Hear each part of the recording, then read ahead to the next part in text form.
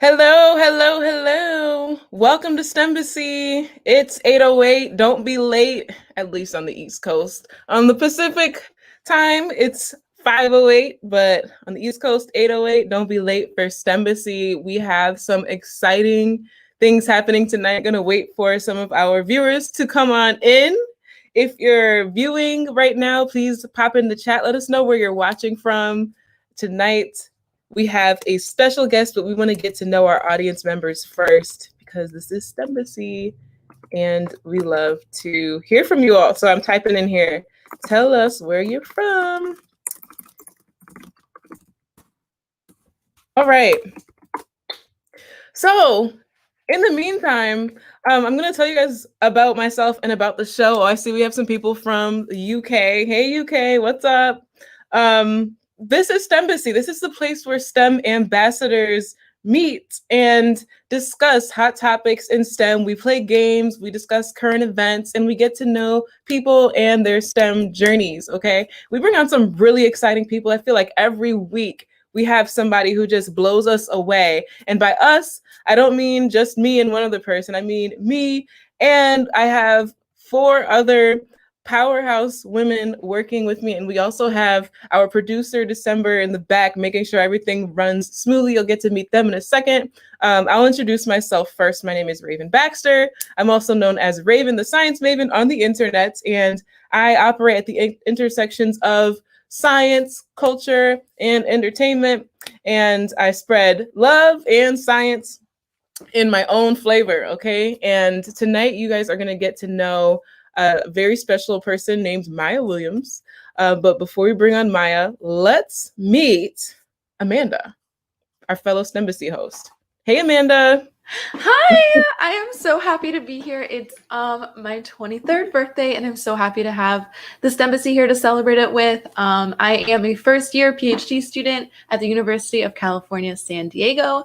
I love biology and space and how these things can intersect in interesting ways. Yes, everybody say happy birthday to Amanda in the chat. Tonight is very special. We're celebrating Amanda's birthday and also our guest, Maya Williams, tonight. So say happy birthday to Amanda. Jay, where you at? Hello, beautiful people. My name is Jay. I am a UX researcher. I am super passionate about artificial intelligence, especially voice recognition and facial recognition, women empowerment, and I am also a international psychology graduate student. And I want to say happy birthday, Amanda. Thank you. Yes. Thank you, Jay. So great to have you on again. And who's next? Chanel? Do I hear a public health hat? It's me. Hi, everybody. I'm Chanel, also known as a public health bae. I'm a cell and molecular biologist with a doctorate in, you guessed it, public health. I presently work in human health and toxicology, but from time to time, you will see me put on my public health hat and give you some insight, some fun facts on how something we've talked about in a STEM topic tonight might relate to cultural competency, health education, and health literacy. Amanda, happy birthday, girl! Yes! Happy birthday, Amanda. We love you so much. Okay. I love y'all so much. Last but not least, for our recurring hosts, we have Ariana. Hi, I'm Ariana, also known as Ari the Ecologist on the internet. I am a wildlife biologist finishing up my master's in wildlife ecology studying bobcats in New Jersey. And happy birthday, Amanda, all the way from here in Delaware. Thank you. And before we get rolling with the introduction of our guest, make sure you are following STEMbassy on Twitter and Instagram at STEMbassy, on Facebook as The STEMbassy, and you can find links to all these platforms at our website, STEMbassy.org. And don't forget to join us on Patreon at patreon.com/STEMbassy. Back to you, Raven. Thank you, Ariana. And again, everyone watching, these are our hosts. They work so hard and tirelessly to make sure that this show is awesome. Every week they put together something really special for you all and something that is really enjoyable and fun for not only the audience, but also our guests that come on here. So give us some hand clap emojis in the chat for our hosts because they work so hard from coast to coast. Okay. All right. Literally coast to coast.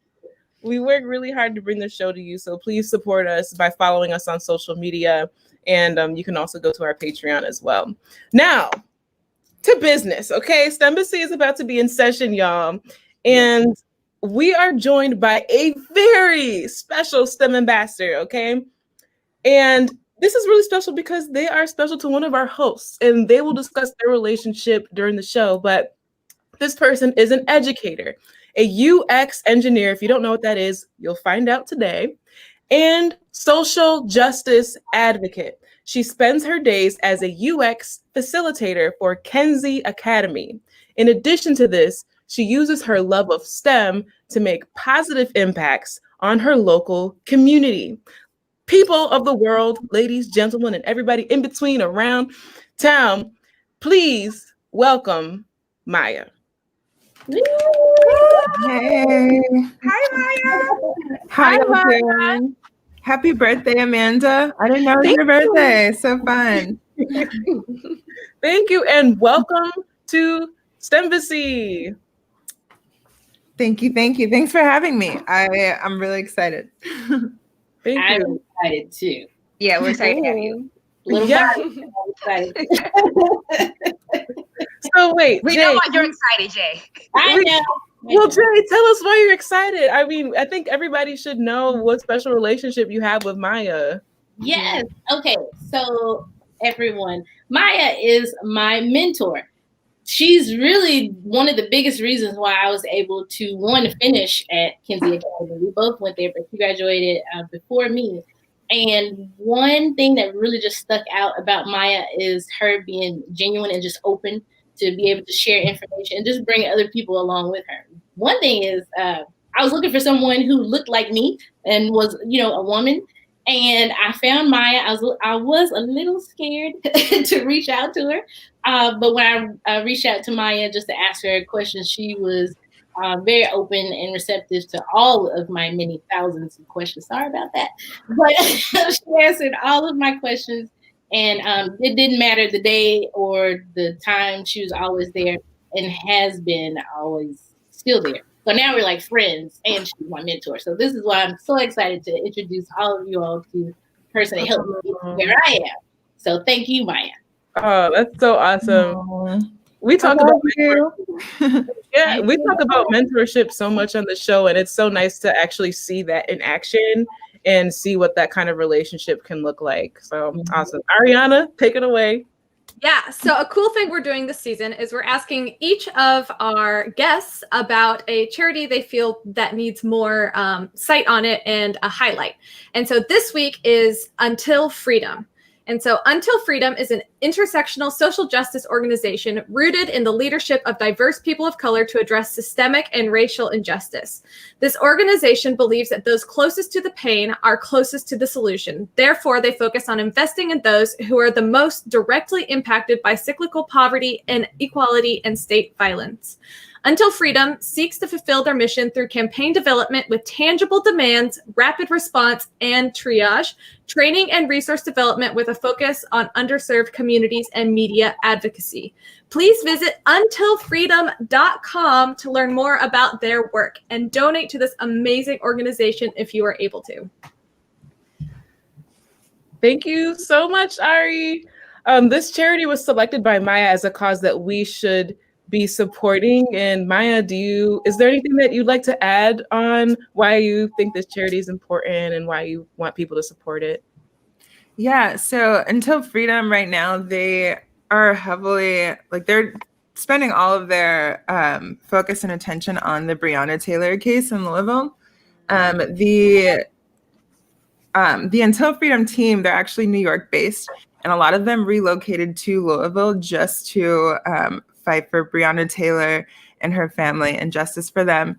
I've been back and forth between Louisville all summer, and I've been as involved as I can with their work. And now they're doing work to make sure that people vote.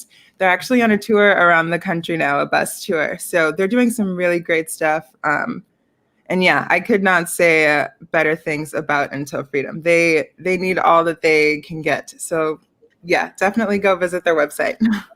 Wow, thank you so much for sharing this cause with us. And it's really cool to see that you're actively involved in supporting these causes that you want people to support in. That's really awesome. So thank you for sharing. Now that we've got to know you just a little bit, we're going to get to know you a lot more, but we want to break some ice, okay? And we want to play a little bit of an icebreaker game so the folks at home can get to know you more and us as well. So who would like to ask the first question? Oh, I'll go in. Okay. Okay, so if you could only eat one food for the rest of your life, what would it be? Only one food? I would say some type of chicken. Okay. You can make it in a million different ways. Ooh, I love that. True. See, mine is not versatile at all. Ice cream. Ice cream's very good though. I don't care if you think it's not a food or not. The point is, I will eat it every day. Every single day. No lie. What would you eat? I think I would probably have to choose something like pasta for the same reason Maya chose chicken. You can make it in so many different ways with so many different flavors that hopefully I wouldn't get bored of it. Yeah, that's good. That was a good one. I would do a category, or it has to be like a specific food. Can we do a category? No, it's one singular food item. Oh, okay. Oh shoot. See. Go ahead, Raven. What were you So I was gonna say salad. Like, Salad. you can make all kinds of salad, chicken salad. Okay. Oh, Make I see you found a loophole. tuna salad, fruit salad, I like that. ice cream salad. Okay. I like that. I like that. Cookie salad. I mean, What's a salad? You know what I'm saying? Yeah, what's a salad? It would be a salad. You know, it's a conglomeration of ingredients. I like that. I will go with that. Okay, Chanel. I do. I like that. I was gonna say fruit. I mean, I could eat fruit forever, like all kinds of fruit, especially tropical fruit. Like I could eat mangoes like all day, every day. But like real mangoes, like off the tree mangoes, not like store bought mangoes, like a real. Yes, I agree. That's so good. Yeah, you ever had a mango until you've been able to go to the tree and get it? Like that's a mango. You were right, 100%. I can agree with that. Okay, so the next question is, what was the last song that you listened to? Did anybody listen to a song within the last hour? I know. I did just listen to the whole the Lion King album, the Beyonce one. Oh, that's a good one. I don't know the last song on that, but it was the whole album. Okay. I think it's Scar. I think is the last one. What did I just listen to? I know. I think Black Boy JB came out with an album this year or something. I was checking it out, so I listened to the whole album. Shoot, I'm trying to think. I was listening to the Janelle Monáe Essentials. Yeah. On Spotify. That was a good one. Yes. Okay. I still can't remember what I just listened to. Okay, Jay, pull up. That's why I'm playing my phone right now. I heard was Drake singing "Baby Girl, What's Your Name?" Oh gosh. No. Don't sing it. It'll get stuck in our heads. No. But he wasn't singing it to me. He was singing it to our cat. Drake. Yeah, no. My Drake. But yeah, my Drake. Not the Drake. Not Aubrey Graham. Oh, okay. Shoot, I still can't remember. Oh no, I take that back. Yeah, so I was going old school because I just felt like it. So I was listening to Off the Wall. Oh, Just Michael Jackson. Oh, okay. Yeah. BT? Yeah. We're about to get copyright struck. Oh yeah, let's not get. Y'all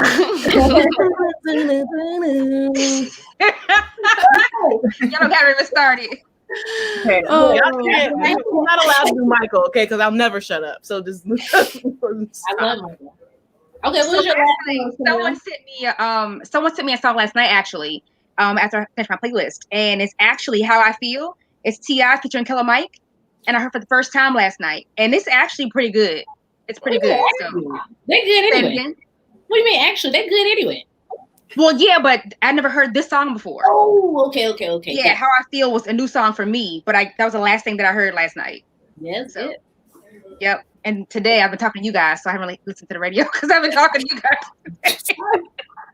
Okay. Next question. So if you could have any superpower, what would it be? Oh, man. For me, I would say teleportation. Okay. Yeah. You know what?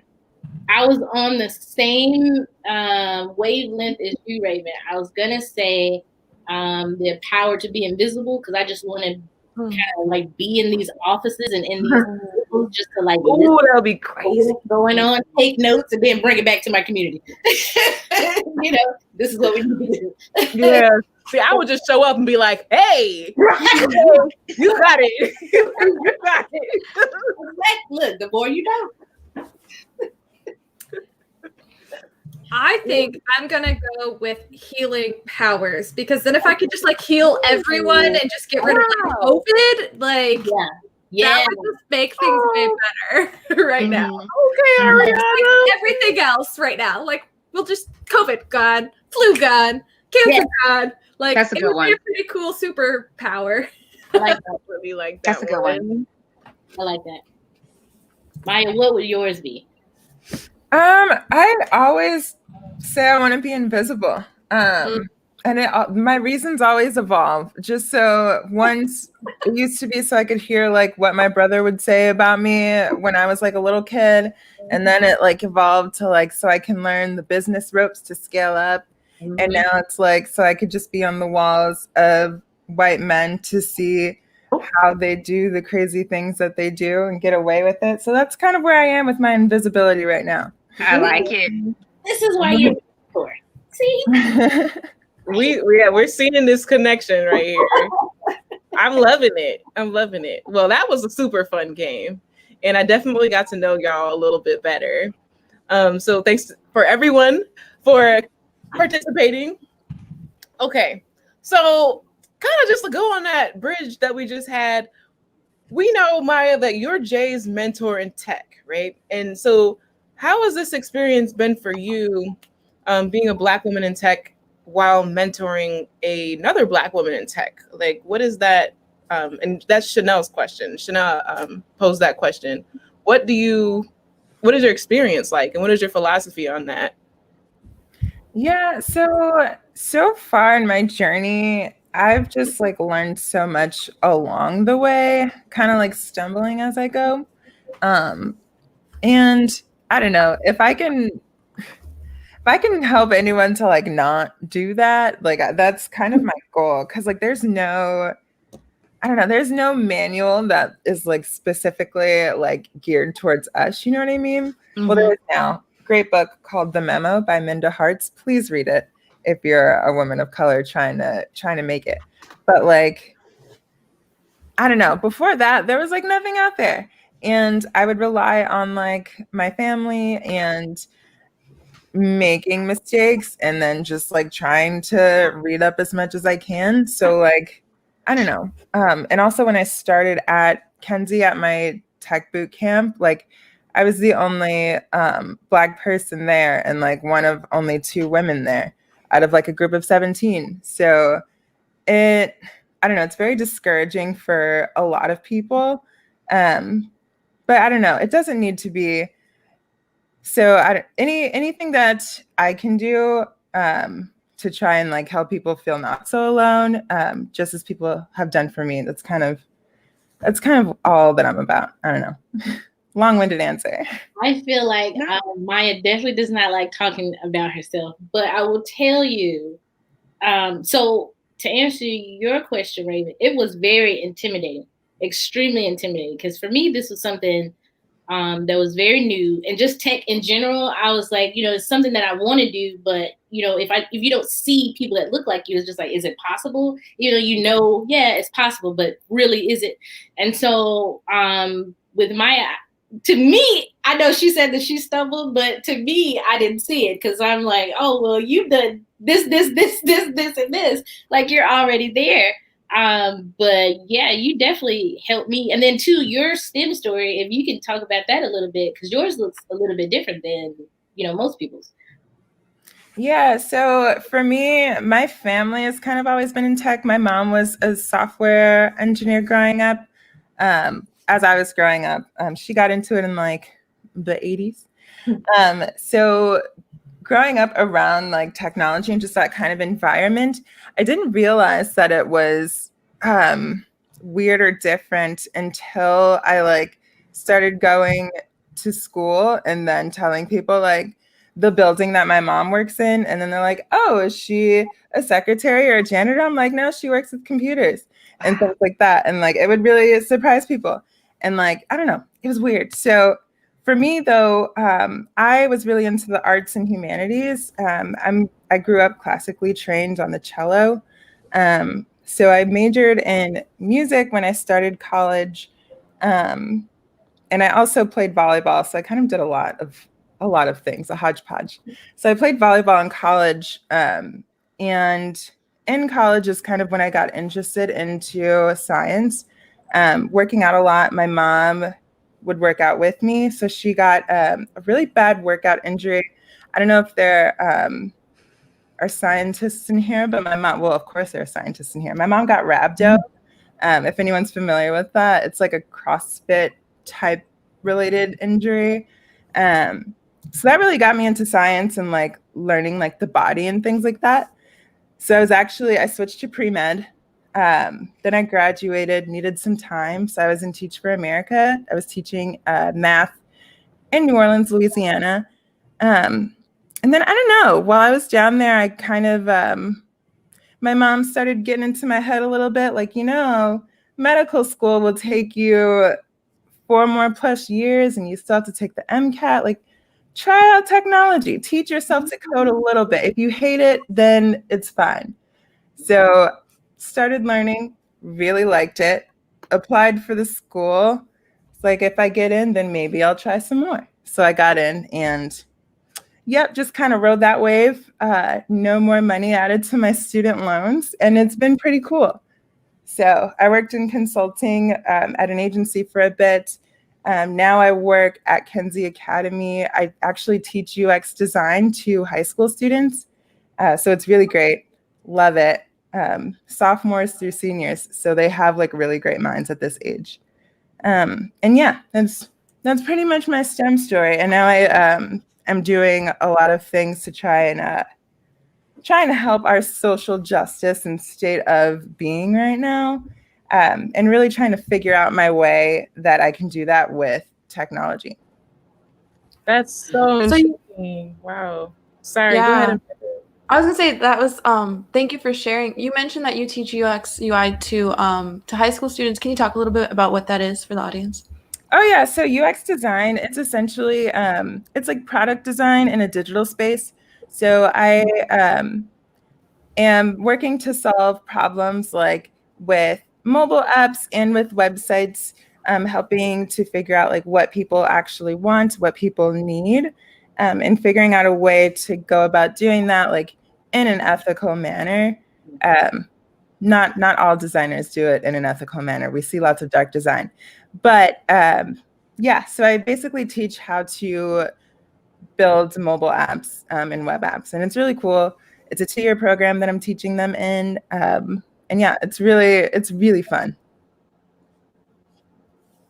Maya, okay, so right now I know that you've been kind of in the social, just like really into it, and you've been outside of Indianapolis as well. Can you tell us a little bit about how or why is social justice and technology, like when you put those together, how can that be helpful, but how can it be dangerous as well? Yeah, so one big thing, like, so I'm also reading this book right now. I recommend it as well. It's called Twitter and Tear Gas. Check it out. It's really long though, but it's really good. And it's Twitter and Tear Gas, the fragility of a networked protest. And I've also experienced this as well. Like, Instagram, Twitter, it's so great in helping to spread the word, find people who can help you, find people who are also like balls deep dedicated to the movement, but it's also like the way that police and cops and the government are just people like trolls. It's the way that they track you and figure out like how to cause you harm, you know? Even like, so a lot of times here in Indianapolis and in Louisville, if I'm going to an event or a demonstration, I can see the information like a couple days beforehand, but then the day of, once the time comes, the whole hashtag is just like blocked out or the location is blocked out. There have been times where we've been followed with drones and we figure out that it's through LMPD, Louisville Police, and just things like that. And then we are also learning that there are no laws that protect against this. So a lot of governments and police departments work with tech companies to try and like get this data or try and like introduce facial recognition to their cities. But yeah, there are no laws against this. So it's really scary, but also like, think of how far your reach can go with these social tools. So it's really like, what are you willing to like sacrifice? Because it's definitely going to be your privacy, like it's gone. So yeah, I don't know. I guess I'm leaving that like pretty ominous, but. Wow. So wait, no, go ahead, go ahead. Well, so my question is like, Maya, is really interesting. You're really unique to me in that you kind of unapologetically embrace this identity as an activist, really in the tech space, in the STEM space, really where Black women often feel like they can't have such a strong presence. You know, I don't subscribe to that. I personally think that we should be our unapologetic selves, but a lot of people are afraid to take that strong stance and stand up for what they believe in and be so open about it. So what, like, first of all, how did you get there? Is that something that you've always been like, where did this journey start for you? Yeah, I don't know if I can't even say that I've always been. For me personally, it's just when it gets personal. Like for me, Breonna Taylor and I are both 26 Black women who like are doing our best out here, just like doing all the things right, you know? So for me, I don't know, that really hit me in a place I didn't really know like existed. So Absolutely. Yeah. Yeah, so it's really just kind of been a no-brainer for me. Although when I do think about it, like when I do sit back and think about it, it's like, I probably won't get jobs in these sectors anymore. I'm probably not even eligible for these things. But at the same time, I don't want to work for y'all then. Like, Period. So just like that's kind of it for me. Like I feel like people will see like when I do like move on or like decide to do something else, someone will see my value in that. And what I'm doing now is like preparing me for that, whatever it is, even if it's like for someone else or like for myself. Yeah, I don't know. I don't want to work for y'all then. Hey, Maya, can you do me a favor and also for the audience as well? Because I think that, you know, we can understand what you're saying, but can you break down just a little bit more why you feel like because you've taken such a strong stance in social justice, why you think that's going to correlate to you not being able to find a job in your field that's not related to social justice? Yeah, so already, I'd say already it's a bit, I still got like a sore thumb, like, hello. Not just from my skin and my hair, but y'all can't see I'm also 6'3", so I come off as like pretty intimidating for lots of people. And then also with that, just the stigma and stereotypes of what a Black woman would be in the workplace. It's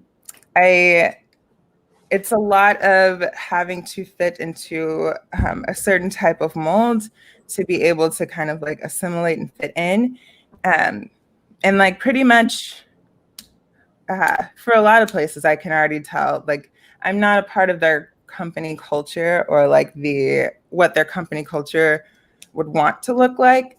But I don't know.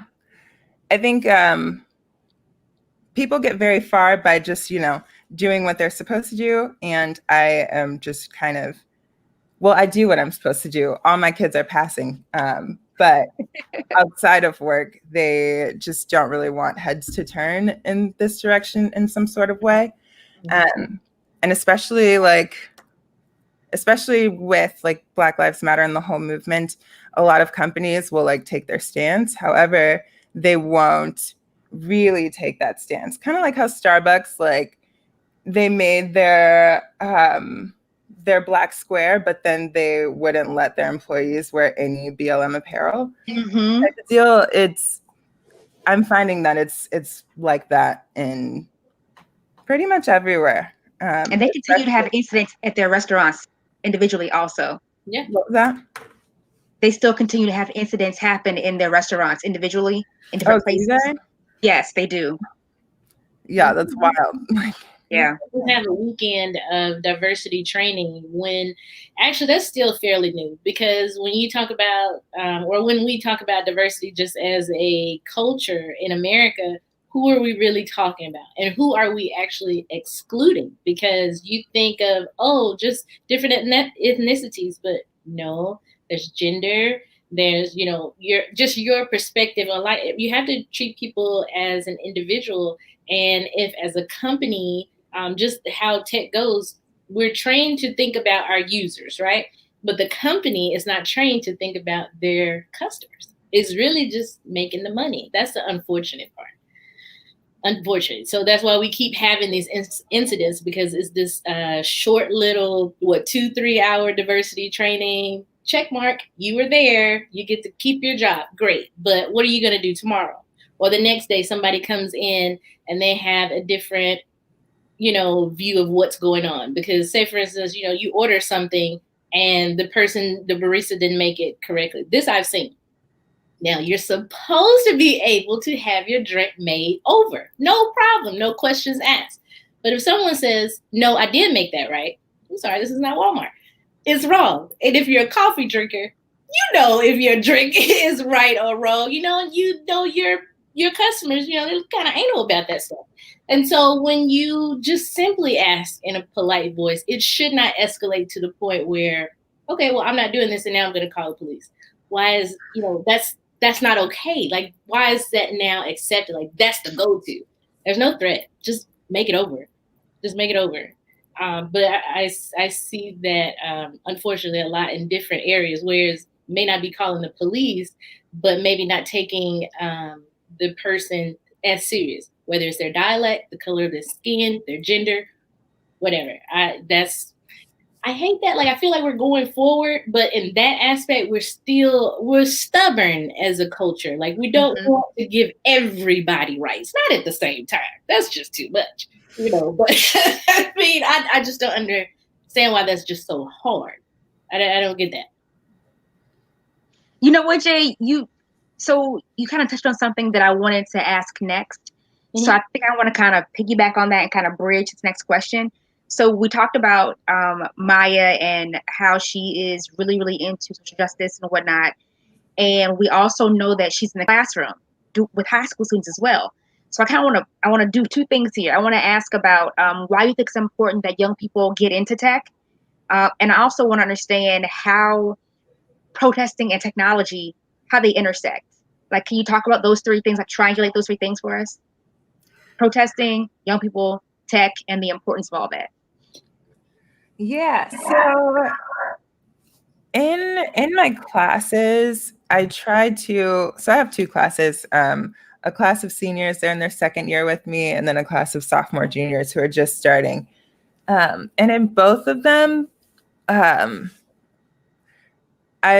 noticed and I've learned that I need to weave in these things that are important to them because they have questions about it, and I like to open up the space for them to do so. Like after like after the Breonna Taylor verdict, I think about a month ago, maybe 5 weeks ago, there was just a lot of like tension and just, I don't know, some weird stuff in the air. So I'm like, how y'all feeling? Like, honestly, Miss Maya, I'm stressed. I'm like, okay, well, forget this assignment. Let's all just talk for a minute. And we took 50 minutes for them to just like vent and talk about like things that were bothering them, and like not even just from that specific case, but just from the state of where we are now, talking about COVID, just everything. And I really learned like, I don't know how, first of all, like their minds are just amazing, but then being able to see like the pain that they have as a 15-year-old, because I don't know, we were just 15 when what feels like yesterday, but I feel like we kind of forget how we felt at that time. Yeah.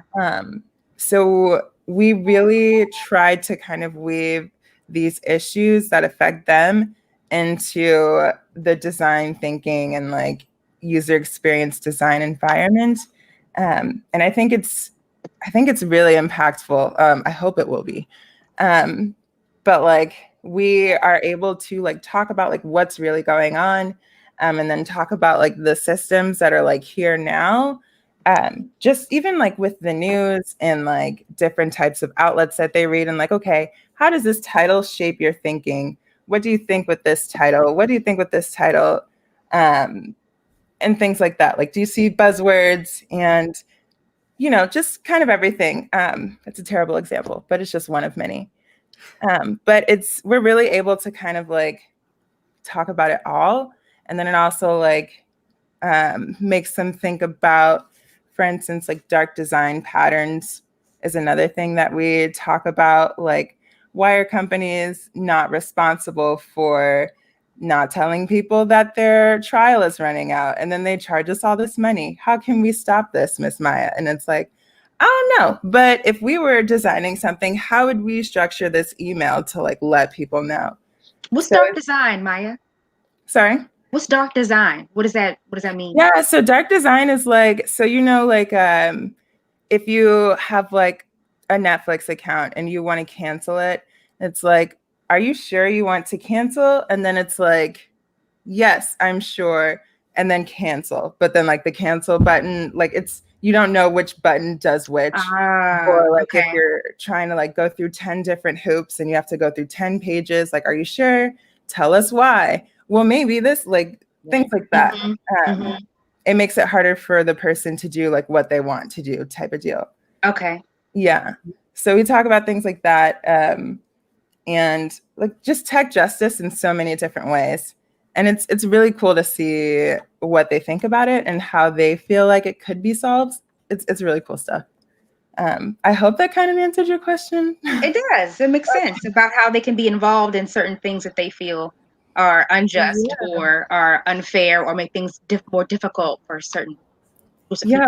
And like with using tech every day, like these Gen Zs are like, it's so fascinating because they see people like getting famous when they're like 12 years old and people coding things at a young age. Like it's very attainable for them. It's like, yeah, you can do this. Here are the tools. And then they can just go Google them way faster than any of us could. So I don't know. It's really nice. Go ahead, Raven. No, I was just gonna tie in and just say you're giving young people the power, Maya, to realize the injustices happening in the tech world, but also telling them like, hey, you can solve these things. Like, let me help you think about how to solve these. And like, I can't wait to see how they get out in the world and just start killing the game, like solving these issues and these really just great challenges of tech that we see today. Well, I have a question, but while I ask my question, if anybody in the audience has a question for Maya, make sure you type it into the chat and we'll make sure to read it out for her. So my question is piggybacking off of Chanel's, which was talking about it was the dark tech and like dark design and kind of what I guess I would call sketchy company practices. What is the like sketchiest thing that companies do that like the average user wouldn't necessarily be aware of that maybe we should be aware of? Because I know not all of us are in that tech space or necessarily as tech savvy as you and your students are. So I think that would be really interesting to learn more about. Ah, man, sketchiest thing.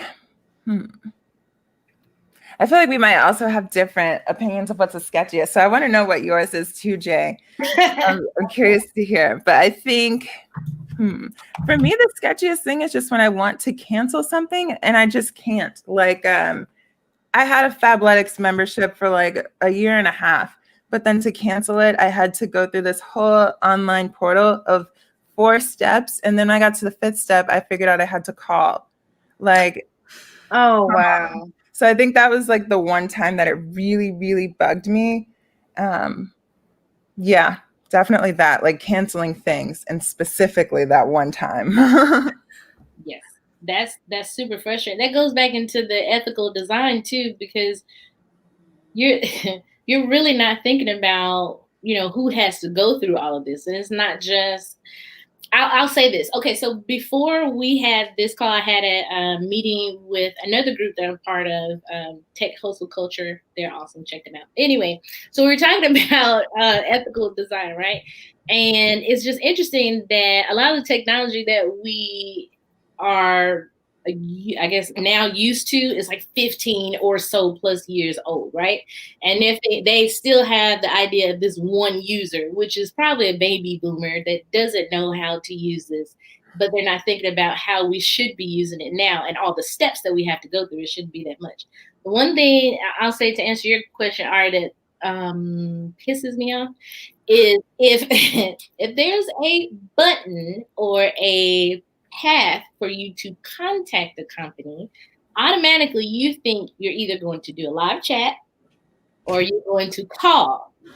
But if you have a contact us and it's just the email, that pisses me off. There's no other way to contact them. I'm not going to say the company out loud, but you have to search in their search bar to even contact them.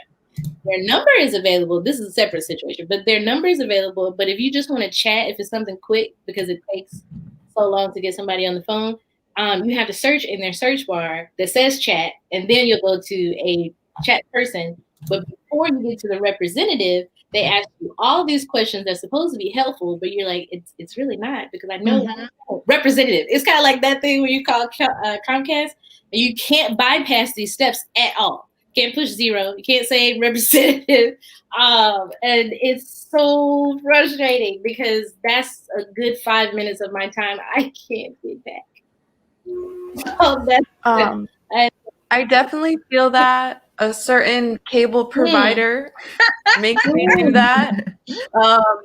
And then when I get my I do the live chat, and then when I get the representative in the live chat, they ask me what the problem is, and I'm like, did you read the file? Like I just typed it all out for you. Like, so, why are we Amanda, the reason why this is so in audience, just so you know, the reason why they ask you that is because the chat and the calls are completely different. They don't see your chat information. They'll say they'll pass it on, but it's just 2 different things because it's 2 different departments, right? So if you're on the chat, they can pass your chat to another person that's doing the chat, but they don't pass. There's one company that does that, but it's not a known practice, unfortunately. Yeah. So yeah. It looks like we have a question. Oh, awesome. Ooh. Amanda, do you want to read it out loud for anybody who can't see it or is listening to it? Sure. So Brandy's asking, what do you think is the best way to show up as a mentor to young people in tech? To show up? I think really just being available to answer questions, like whatever the question may be. I I've really found that like just opening the floor, like, okay, what do you want to know? And this is what I know about it. I don't know. It makes it interesting because you don't know what you're getting yourself into. And then also you probably get to learn cool things along the way. Because I've worked with some kids who like want to learn about like music and photo editing. And it's like, okay, I guess I'll try and learn a little bit about this type of deal. So really just being available like with your whole self, that I feel like that really makes like the relationship strong, like at its base for when they actually have like real questions about like the industry and things like that. Ooh, so speaking of the industry, I don't know if you get these questions, but I get lately a lot of questions about, what if I'm an older person? Can I still get into technology? Like, how does that work? Or am I too old to code? Or what are your thoughts? My thoughts on like being too old to Mhm. I that's such a weird one just because I feel like that's so dependent on the companies, because like age bias in tech is like a really real thing. It is. And it's hard. Like it's really, I feel like it's all about like when you don't fit the like standard developer, like I don't know, if you're not like the standard developer type of person, then you really just have to, it's all about networking and putting yourself out there to find the people and the opportunities, and like building those relationships. I feel like that's the most important thing. If you don't fit that mold, even if you do, like it'll just be better for everyone. Like if you network, meet people, figure out the places that you want to work for. Because then if you figure out these people that like you and accept you for what you have to offer, then it'll kind of help you to figure those places out that you want to be at. Mm-hmm. So yeah, age discrimination in tech, it really sucks. Yeah, I didn't think about that. I usually tell people like the rainbow answer, like the happy answer of, go ahead and do it. You can do it. And I'm really I'm glad you said that, because I'm speaking from my point of view, my perspective, my bias, because I'm like, well, my path is this way, and if I can do it, you can do it too. But to answer those key questions, like, well, what really do you want to do in tech? And do you actually know what you're getting yourself into? Because we all say, coding, but there's so many other avenues that you could do besides coding. So that age bias, I'm so glad you brought that up, because now I'm going to be like, oh, well, let me ask you this. I didn't think about that. Yeah, and it's even so bad. Like I even notice it like when I watch a lot of like panels about like being in tech. And then like a lot of times, more often than not, if someone asks a question about like, am I too old to get into tech? Or like, how would a company feel about someone like in their 40s coming in? The answer is more often than not about education and learning new things. And it's like, I didn't ask you if I can learn new things. I'm just talking about my age. So it's like that automatic assumption that they're not like up to date. So it's really interesting. And like, I don't know, people should talk about it more. I agree, especially when you don't think about that. Yeah. So Maya, you talked about different aspects of tech culture. So we talked about age and culture and fitting into culture and what that looks like. But I hear you do a little thing of your own when it comes to tech culture, and it involves Georgie. Can you talk about that? Oh my gosh. Okay, yeah. So Georgie is my golden doodle. Is she even over here? She was laying right here and she just walked away. But she's a therapy animal. She would come to Kenzie every single day to just let people chill out. Whenever people were about to lose their minds over their laptop, they would just come over to the beanbag, and Georgie would not scoot over for them. The pandemic hit her hard because she couldn't see people, but we started school back last week, and she's coming every day. So she got to meet all her new friends that she's heard on the computer. She's great. That's awesome. That's sweet. I should even, Georgie. Can I go? I'm just like gonna go grab her. Okay. She's so cute. While you grab her, maybe That would we be a can good do segue, right? Yeah, that was. Into would you rather? Like that's a good segue. Yes, it is. Oh, hi, Georgie. What a cutie. Hi, Georgie. Hello. So you bring Georgie into Kenzie for the tech aspect? Yeah, she would come to Kenzie every day. This is while I was a student, and then when I got like my first tech job, I made sure that they had a company culture of dogs. So she automatically came there too. When we would go to happy hours, she would come to the bar because they just like dogs. So yeah, she's out here partying. That's why she's so tired. She just came from her friend's house. Okay, Georgie. Georgie, All right, so look, really quick. Would you rather, Maya, are you ready? Would Yeah. you rather pay 5 years membership up front to one of your professional orgs you belong to already? Or would you rather pay 6 months of Georgie's food bill in advance? The food bill. The food Oh, bill. really? Yeah, she eats really good food. So Okay, next one. Ready? This is going to be super quick too. Mhm. All right. Would you rather redo your entire tech program all over again? And that includes sitting through all the classes and redoing every assignment. Okay. Would you rather sit through that or write a coding program in MS-DOS? ooh,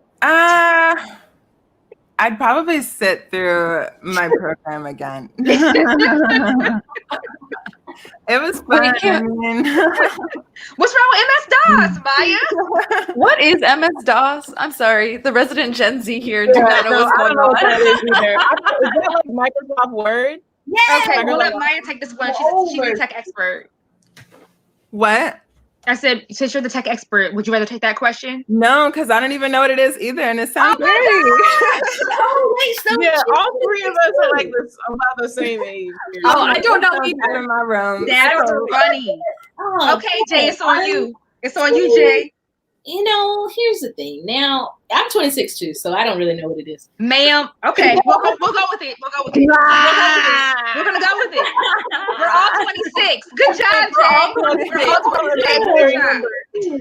Good job. It's a good number. You're as young as you look, and so There you go. I go with that. Period. What is Y'all a know. very old version of what is it, Chanel? Because I can't. It wasn't around when I was young a few years ago. I mean, I was like a tiny time, but I remember what I remember like back when like computers were like on TV, and it was a black screen, but it had green writing. Remember those like old movies? Like, remember like Trail, so Oregon Trail. the Oregon Trail, yeah, but Oregon Trail was a little bit more advanced, I think, than MS-DOS. But like, I remember on TV, people had to put like a code in and like a backslash and then enter for like every line. And I think like right now it's like .com, but I think it was like .exe or something. Yeah, I think that was the code or whatever. I don't know. Anyway, it was it looked really tedious, but it was cool on TV. But I heard it's just they really were old. going fast. That was like your terminal that is your screen. So you, instead of like, how now we could go literally to any website. So it's like the average person would be building what they're doing to input whatever information they needed to. Like you're literally communicating with the computer. Oh God, it was, and there was no pictures, no colors. No. Yeah, it was just green. I just remember because, TV, but that was kind of cool. Yeah. My mom would tell me about when she would code, like the computers had no screen when she started. Wait, what? What? It's like, yeah, the computers ain't have screens when she started. How do you know what She's you're gonna be so mad. And like, yeah, like you would have to do That's the kinda whole funny. thing before you would submit and see if it worked. The little cards. Yeah. Oh wow! Look, I saw those on TV OG, too. let me tell you. Yeah, I saw those on TV also. Oh my God! Thank you for technology and advancement. I mean, and Oh. kind of like Raspberry Pi. Like a Raspberry Pi doesn't have a screen unless you like hook up and program a screen to function on it, right? And so it's a computer without a screen unless you attach a screen. So basically, a typewriter. Yeah, I had no idea. Some serious stuff. Not my out of my This is so T. This is the T in STEM. This is not my wheelhouse. yeah, this is not. That's what it was. Yes, thank you, Max. Punch cards. That's what it was. Crazy. Thanks, Max. Punch cards. They were. Shoot, I wish I could ask you now, but weren't they like they kind of look like Tetris, right? And you'd have to match them up. The punch cards, like they're not like dot dot dot dot dot. It's like square, square, square, square. What are y'all saying right now? I have no A idea. whole lot of something going Jay on and Max here. are vibing right now. I think maybe I need to watch an old video. I don't know what y'all. Yeah, please. Wow. This is a lot. It is. Yeah, it is. I'm sorry. Amanda, you have a surprise. Oh, I do. Okay, but we got some business to take care of before we do the surprise. I'm gonna do the highlight. We'll do public health hat, and then we'll give away some free stuff. Okay. So each week we'll be highlighting people who are embodying the STEM ambassador energy through science, technology, engineering, and math. And you can look forward to the segment every week. This week, STEMbassy is highlighting Benny Cucci.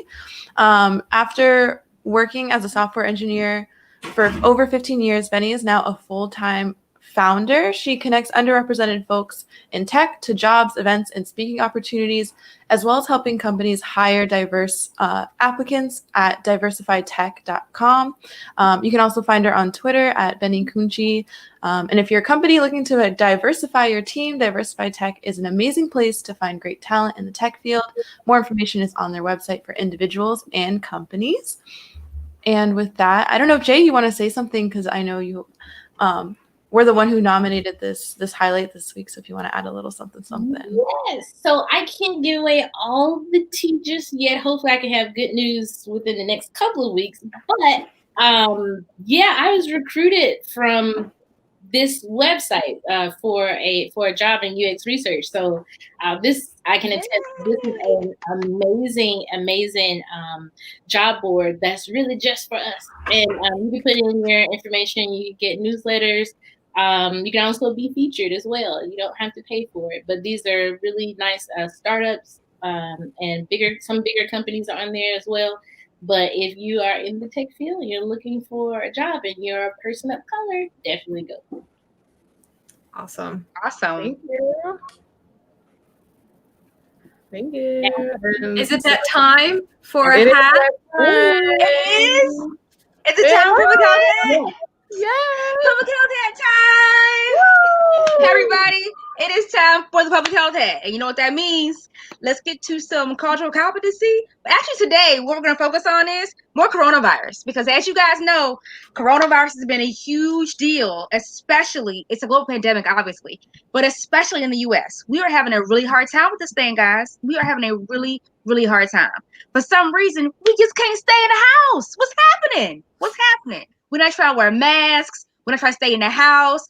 We're still having parties and small gatherings. We just can't get it together. I don't know what's happening, but listen, let me tell you what the result is, okay? So we all know this is the Halloween week, right?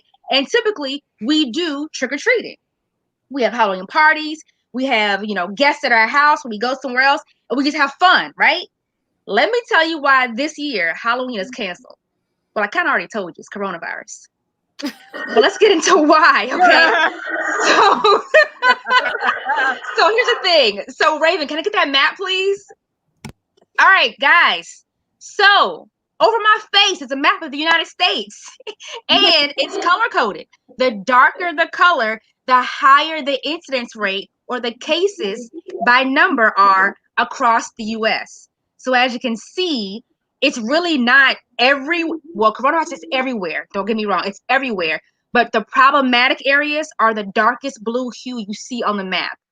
However, what I do want to bring to your attention is even the lighter colored hues of blue still have several cases of coronavirus, okay? Total cases in the US since January 2021 are 8,553,827 cases, okay? Since January. In the last 7 days, we've had 472,338 new cases in the last 7 days. And we've had a grand total of 224,221 deaths from coronavirus. And that information is updated as of the past 7 days from the CDC. Thank you so much, Raven, for putting this map up. I hope it made it easier for you guys to see what's happening. This is why you stay inside, okay? Now, for those of you who have small children and still want to get into the Halloween spirit, any things to do, here are some healthy alternatives you can do that are low risk, okay? First one is you can carve or decorate a pumpkin with members of your own household. That means people that you live with in your house, and display them outside so everybody can see. You can do it outside, the carving outside at a safe distance with neighbors and other neighborhood children or friends in a safe distance outside together. You can decorate your house, your apartment, your living space on the inside and show it on Zoom or some other social media software package. You can do a Halloween scavenger hunt. So have your kids and give them a list of all these Halloween themed things to look for while they're outside of the house, or hide candy around the house. And they can do things like admiring another well-decorated house from a distance through your neighborhood. You can have a virtual Halloween costume contest. Have all your friends dress up and be your best Halloween ghoul or goblin and have a contest online. You can also have a Halloween movie night with people that you live with. So have a movie night. Watch scary movies all night. Popcorn, candy in the privacy and the safety of your own home.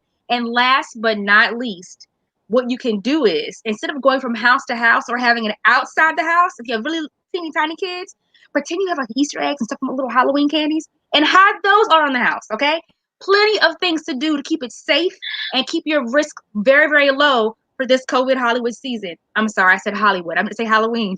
For this COVID Halloween season, okay? Stay safe. Wash your hands. If you got to go outside, wear your mask. But please, please, please reduce your risk for infecting others and yourself. Wear your mask. And that is the public health hat for this week.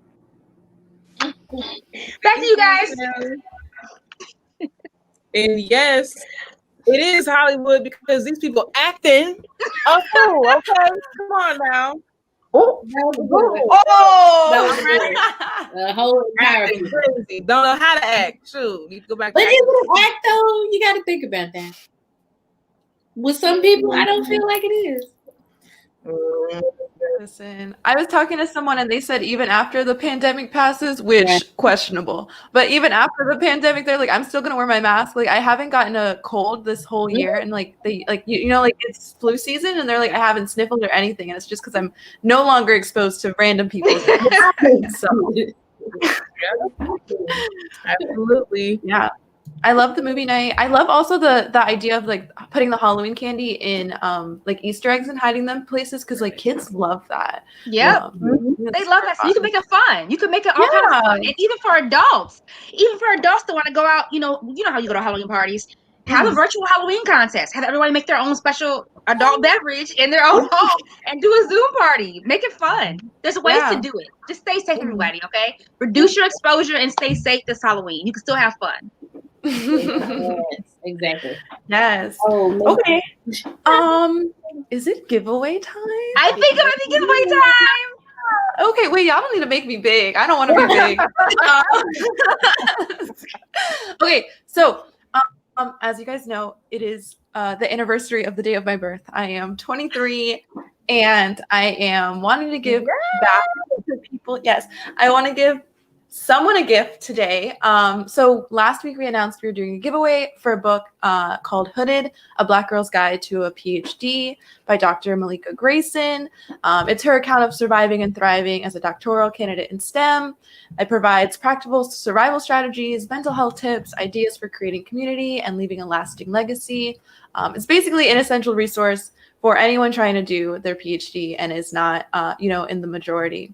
So we did our little giveaway on Instagram and on Twitter, and we have a winner. Hello. Yes, the winner is Instagram user QueenZ_23. So congratulations. We'll be making a post and we'll have our social media people get in contact with you, and then I will send you a book for free. So that's super fun. Happy birthday to me, but I'm giving you a gift. So That's amazing, Amanda, that you wanted to share knowledge on your birthday. And I think that's amazing. Yeah. No, I was really super excited about it reading. too.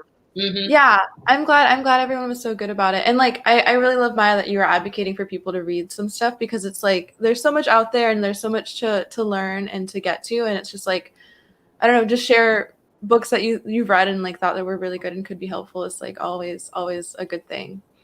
So thank you. Yeah, not everything's on the internet. Yes, not everything is on twitter.com.